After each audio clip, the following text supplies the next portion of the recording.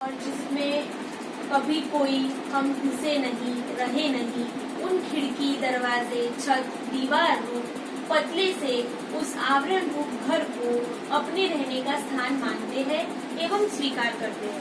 तो जिसमें हम कभी रहे नहीं, रह सकते नहीं, घर कह दो, कमरा कह दो, उसमें रह नहीं सकते, लेकिन हम उसी का नाम बताते हैं जिसमें कभी हम रहे नहीं, रह सकते भी नहीं, और जिसमें रह रहे हैं उसको कभी याद भी नहीं करते, उसका कभी विचार भी नहीं करते कि हम सब चैतन्य आत्मा में ही रहते हैं। जिसमें हम सब जीवन व्यतीत करते हैं और जिसमें कभी कोई हम घुसे नहीं, रहे नहीं, उन खिड़की, दरवाजे, छत, दीवार रूप पतले से उस आवरण रूप घर को अपने रहने का स्थान मानते हैं एवं स्वीकार करते हैं। यदि आकाश साकार ठोस पत्थर जैसा अपना व्यापक रूप कर ले तो सब जीव कहाँ रहेंगे? फिर घर, महल, झोपड़ी या सड़क, मैदान कहाँ हो सकेंगे? कैसे चल पहल कर सकेंगे? समझो, समस्त पृथ्वी का जल साकार रूप ठोस बर्फ ही बन जाए तो सभी जलचरों का जीवन क्या बच सकेगा? हलचल कर सकेंगे? हमारा जीवन या पशुओं का जीवन या वृक्षों का, पौधों का जीवन इसलिए हो रहा है कि जल जो है वो ठोस नहीं, तरल द्रव्य है, तो वो लताओं के अंदर, पौधों के अंदर, वृक्षों के अंदर और तुम्हारे अपने मुख के अंदर, भोजन में, सब में प्रवेश हो जाता है। अगर वो बर्फ की तरह ठोस हो जाता सारा पृथ्वी का जल, तो सबसे पहले तो जल में रहने वाली सब मछलियाँ कहाँ होती? मर जाती, क्योंकि वो भीतर श्वास लेने को भी जगह चाहिए, छोड़ने को भी जगह चाहिए, तो कोई भी जिंदा, तो सबका जीवन इसीलिए है कि वो परमात्मा निराकार होने से, आकाश निराकार होने से सबको स्थान दे रहा है। मनुष्य, पशु, पक्षी उसे पी सकेंगे, भोजन बना सकेंगे, लता वृक्ष जीवित रह सकेंगे नहीं। जैसे कब अगर वो बर्फ ठोस बन जाए पाषाण की तरह, तो किसी का जीवन संभव नहीं। जैसे साकार जल से किसी का जीवन संभव नहीं, निराकार जल ही सबका जीवन आधार है। इसी तरह साकार परमात्मा होने से जीवन कभी संभव नहीं होता। सभी निराकार आकाश की तरह निराकार परमात्मा में ही वास करते हैं। लोग मकान, घर, फ्लैट खरीदते हैं जिसमें रहा नहीं जा सकता। जिसमें रहा जाता है उस आकाश का क्रय विक्रय कभी किसी ने नहीं किया। आज तक खरीदा है किसी ने आकाश को? प्लाट खरीदा है, कोठी खरीदी है, बंगला मकान खरीदा, जिसमें कि कभी रहा नहीं, उसको खरीदा जाता है, और जिसमें रहते उसको कभी किसी ने कीमत भी नहीं पूछी और कीमत बताई भी नहीं, कि सोचा भी नहीं कि हमको मकान के अलावा आकाश में रहना। जिसमें रहा जाता है उस आकाश का क्रय विक्रय कभी किसी ने किया नहीं। जगत आत्म प्राणपति रामा, तासु विमुख किमि लहि विश्रामा। सन्मुख हो ही जीव जब मोही, जन्म कोटि अघनाश हु तोहि। जैसे आकाश में रहते हुए हम जानते नहीं कि हम आकाश में रहते हैं, और मिथ्या सत्ताहीन मकान, फ्लैट, क्वार्टर, घर, कॉलोनी, नगर, शहर, जिला, प्रांत, देश, विदेश का अहंकार करते हैं कि मैं वहाँ रहता हूँ। इसी प्रकार नित्य निरंतर हम ब्रह्म स्वरूप है। इसी संसार में उत्पत्ति, स्थिति तथा लय प्रलय प्रतिक्षण होता रहता है। फिर भी हम सत्य को स्वीकार नहीं करते हैं एवं देह को हम अपना होना जानते हैं। अहम आत्मा गुणाकेश सर्वभूताशय स्थितः, अहमादिश्च मध्यम च भूतानाम अंत एव च। भगवान कृष्ण जी उद्धव और अर्जुन को कहते कि अर्जुन, यहाँ एक चैतन्य के अलावा अन्य कुछ भी नहीं है। आदि में भी वही है, मध्य में भी वही है और अंत में भी वही है। जैसे पूर्ण से ही ओम पूर्णमदः पूर्णमिदं पूर्णात् पूर्णमुदच्यते पूर्णस्य पूर्णमादाय पूर्णमेवावशिष्यते। पूर्ण रूप परमात्मा ही इस सृष्टि के पूर्व में है, पूर्ण रूप परमात्मा ही सृष्टि काल में है और पूर्ण रूप परमात्मा ही प्रलय काल में है। तो मेरे अतिरिक्त अन्य कुछ भी अहम आदिश्य मध्यम च भूतानामन्त्येव च अहम आत्मा गुणाकेश। अरे मैं आत्मा रूप से सब में स्थित हूँ।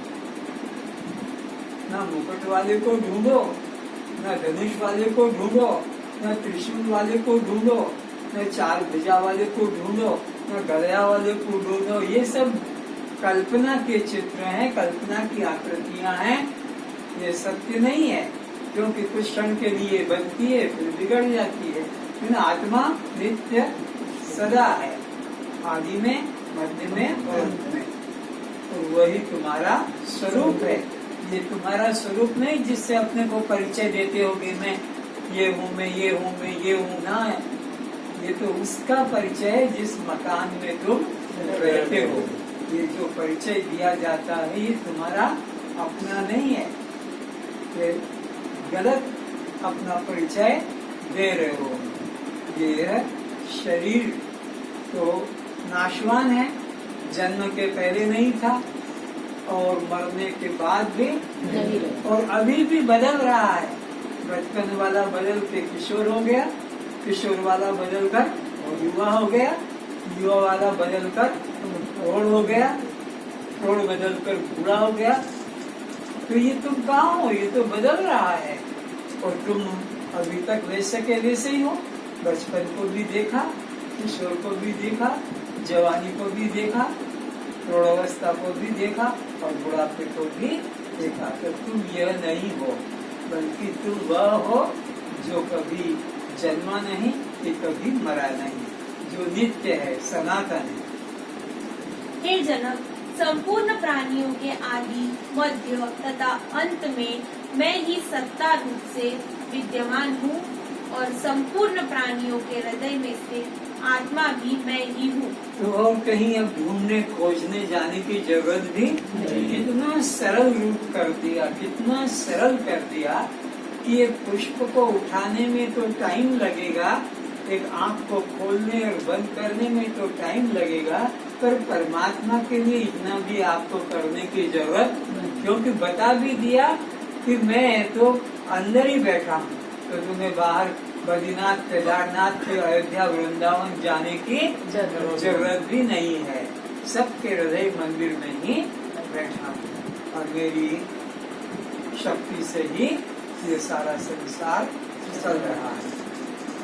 संपूर्ण प्राणियों के आदि, मध्य तथा अंत में मैं ही सत्ता रूप से विद्यमान हूँ और संपूर्ण प्राणियों के हृदय में स्थित आत्मा भी मैं ही हूँ। फिर भी अज्ञानी लोग मुझ आत्मा को मैं रूप स्वीकार नहीं करते हैं, बल्कि मुझे अपने से भिन्न रूप मानते रहते हैं। तो अनात्मा रूप से परमात्मा को मानते हैं, कल्पित देवी देवताओं के रूप में मानते हैं, जो कि वो नाशवान है और वो मेरी उपासना नहीं करते। इसलिए वो बार बार गिरते हैं, जन्म मृत्यु को पाते हैं। देवताओं को पूजने वाले देवताओं को, भूतों को पूजने वाले भूतों को, पितरों को पूजने वाले पितरों को और स्थावरों को पूजने वाले स्थावरों को और पशु पक्षियों को पूजने वाले पशु पक्षियों को प्राप्त होते हैं। इसी तरह जिन साकार मूर्तियों द्वारा तुम्हारा कल्याण नहीं होता उसे मानते पूजते हो, एवं जिस निराकार परमात्मा से सब प्राणियों का जीवन है उसे कोई विरल आप जैसा ही स्वीकार करते हैं। सबको परमात्मा कहने वाला, सबको परमात्मा मानने वाला, तेरे पत्थर को, मिट्टी को, लकड़ी को, कागज को, ये भगवान, ये भगवान, वो भगवान, किंतु अपने को भगवान मानने को प्रस्तुति में भगवान कैसे हो सकते हैं? वेद कहता है तत्त्वमसि तू ही, हाँ, मैं कैसे हो सकता हूँ? लेकिन ये पत्थर की मूर्ति भगवान है, हाँ, ये लकड़ी की मूर्ति भगवान है, ये सबको भगवान मानता है, लेकिन अपने को ही नहीं मानता। इसी तरह जिन साकार मूर्तियों द्वारा तुम्हारा कल्याण नहीं होता उसे मानते पूछते हो, एवं जिस निराकार परमात्मा से सब प्राणियों का जीवन है उसे कोई विरल आप जैसा ही स्वीकार करता है। तो साकार जिन देवी देवताओं की आप उपासना करते हो, उनके पास कुछ देने को नहीं है, वो भिखारी हैं, वो मेरे पास आते हैं। भगवान कहते हैं वो मेरे पास आते हैं कि मेरा भगत मेरी भक्ति कर रहा है और उसको फल देना है। तो भगवान कहते हैं, मैं कहता हूँ जितना तेरी हिम्मत है, सामर्थ्य है, उठा सकता है, ले जा मेरे पास।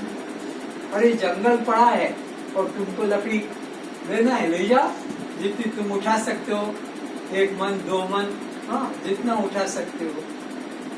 अब तुम्हारे पास में अगर ट्रक होगा तो ट्रक भर के ले जाओ, हाँ, तुम्हारी सामर्थ्य देखो। तो इसी प्रकार भगवान कहते हैं कि ये जितने भी देवी देवता तुम्हारी उपासना करते हैं, इनके पास देने को कुछ नहीं है, ये मेरे पास आते हैं, तो मैं ही फल देता हूँ, मेरे माध्यम से उनको फल मिलता है, उनके पास कुछ नहीं। पर उनका वो पूजना मूर्खतापूर्ण है। सीधा मेरी उपासना न करके उनकी उपासना करके फिर मेरे से फल मांगने आते हैं अज्ञानी।